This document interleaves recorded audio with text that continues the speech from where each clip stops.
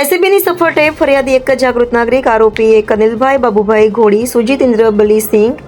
ગુનો બન્યા તારીખ 24/9/2025 લાંચની માંગણી રકમ ₹5,000 લાંચ સ્વીકારેલ રકમ ₹4,500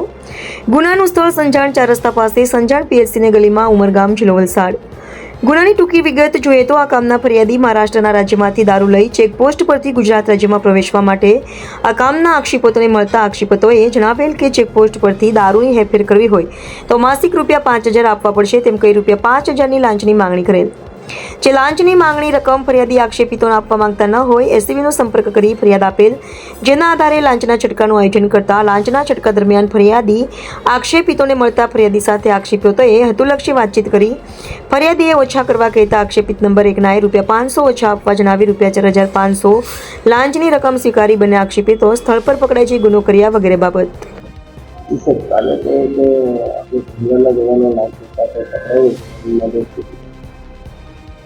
જી, એક જાગૃત નાગરિકની ફરિયાદ મળેલી કે એમણે પણ ગેરકાયદેસર જ પ્રવૃત્તિ કરવી હતી, પરંતુ સંજાણ ચેકપોસ્ટ ઉપર ફરજ બજાવતા 2 હોમગાર્ડ કર્મચારી અનિલભાઈ ઘોડી અને સુજીત સિંહ નામના 2 હોમગાર્ડના કર્મચારીઓએ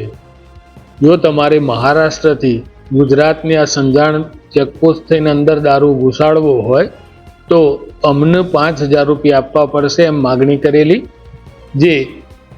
એમણે વાતચીતના અંતે ₹4,500 નક્કી કરેલા અને ₹4,500 સ્વીકારતા પકડાયેલા છે અને તેઓ વિરુદ્ધ કાયદેસર કાર્યવાહી હાથ ધરવામાં આવેલી છે। ના, એવો કોઈ ગુનાહિત ઇતિહાસ નથી મળ્યો અને હાલ તપાસ ચાલુ, પછી જે મળશે અમે જણાવીશું।